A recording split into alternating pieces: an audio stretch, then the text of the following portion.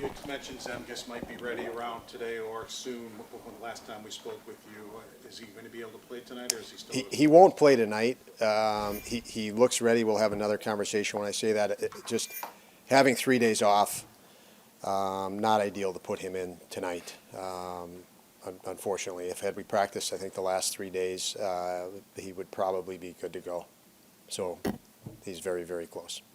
How difficult for every team in the league is this game tonight, just in terms of knowing what you're going to get from your guys? It's a different game for everybody, all coaches, all management, players. You know, these guys don't have breaks like this.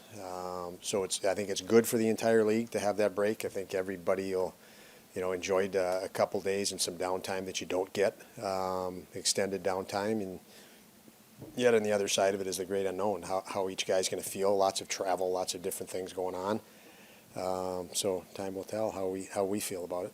With every team not practicing for the last 3 days now, might we see some sloppy hockey in the NHL today? Just because nobody's practiced, until the morning skate. Paul, you see sloppy hockey in the NHL all the time. So yeah, I'm sure there'll be moments of that, but it's there. It's a fast-paced game, and there's things you can say are sloppy every single night because of the pace of the game. It's not a set play, and you don't have a minute to design a play. It's flow and go, and fatigue enters it quite a bit when you see mistakes in the NHL. And tonight, again, who knows? And they need to get back to that maybe he didn't show the last couple of weeks. Yeah, I think it's less of what he needs to get back to and more of consistently what he can do really well. When he's on his game, the consistency, his challenge is consistency in doing what he does at his best, consistently hitting the repeat button on it, not having lapses. So he's moved along in his career quite a ways now. He's not a young guy anymore. He's a young guy, but he's got lots of experience now, and for him, what he does well, if he does it really consistently, well, he's one heck of a hockey player. Is he back in tonight? He is not.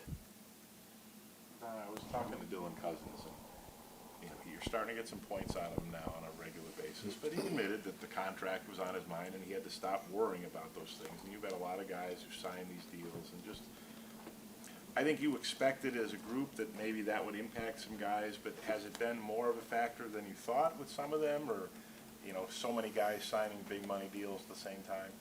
It's new territory. It's for the entire group and the organization's territory. The expectations have risen to a level. The group in there, was the reason they elevated the expectations, and now it's new territory for everybody to manage. And yes, I think that I don't mean yes to your question, but to the point of guys feel differently. It's the first time these guys have been on long-term deals that signify, okay, you're here, and you're here because we believe you can win. I think everything before that, it was an evaluation. Do you give a guy a long-term deal, and what type of deal? And yes, we have several guys that entered this year, the first year of significant deals, and feel pressure. You could look at Connor Clifton and put him in the same boat. I know Connor very well. I know, there's added pressure on him. This is his first new organization with greater expectations, and a contract that goes with it. So you have him, Thompson, Samuelson, obviously Cousins you mentioned, and more. Don, what have you seen from Tage as he's returned from injury, and just given the nature of the injury, a guy who puts a lot of pressure on himself to produce, how have you seen him work his way back to just being sort of in mid-season form? It's tough to get out of the lineup for a few weeks, then you add on everything else, all the other factors. Yeah, I think he's still getting back to that only because of the injury. I think he like these guys, him and Tuck, you come back way before you're healed, but you can play.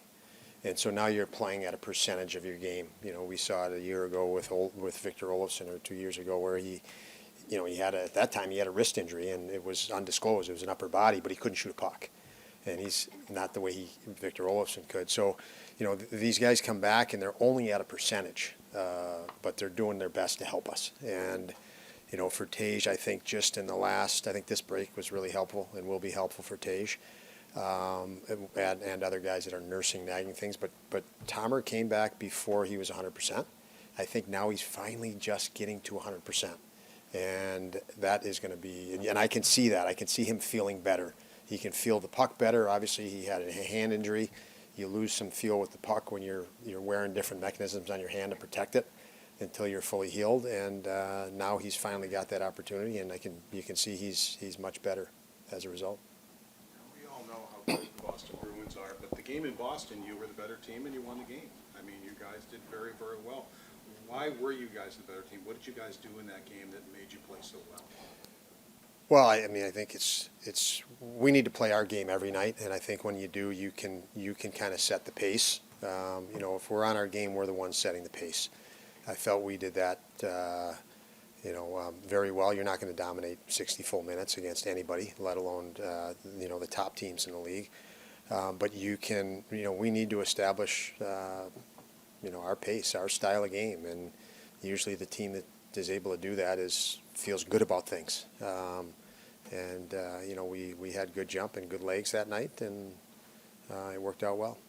The team is trying to wait you out and trying to wait for you to make a mistake. How do you, when you try to push that pace on them, how do you do that without doing it, pushing the button at the wrong time? Well, number one, you got to be aware of who's on the ice. They're top scorers and the guys that can convert mistakes, and with that, manage the puck well, take care of the puck very well. Patient teams wait for you to make a mistake, and most of the times you make it with the puck. Turnover, and it's hard to defend. For 1 or 2 seconds right after a turnover, you're compromised. You thought you were on offense, and you're 3 or 4 other guys that didn't have the puck or going and thinking offense, and it's a turnover. So you really, it's not a defensive breakdown; it's an offensive breakdown. And you want to avoid those against anybody.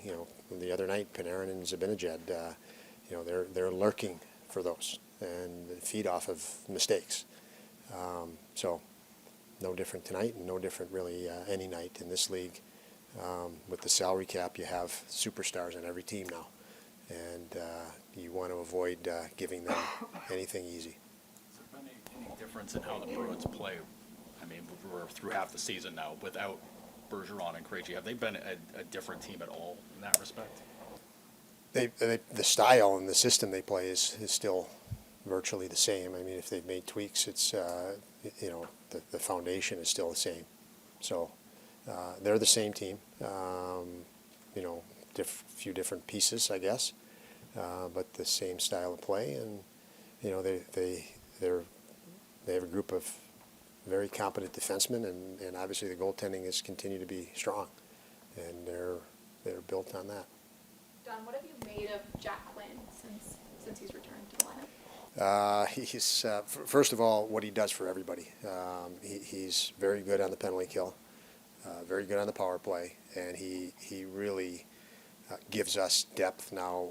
Cousins and Peterka have such chemistry with Jack, and that is something we didn't have, that depth. You now have 3-line depth that can score, and that now allows you to have a scoring line against third pairing D in the NHL, and that is enormous if you want to be successful in this league. If you can have that offset, and he's really he's good outright, but he also helps the team in adding more healthy bodies back in. That changes the dynamic of everything for us and the team that's playing against us. But very intelligent player, makes others better, and plays in all situations. Does it 5-on-5, penalty kill, and power play. Thank you, guys.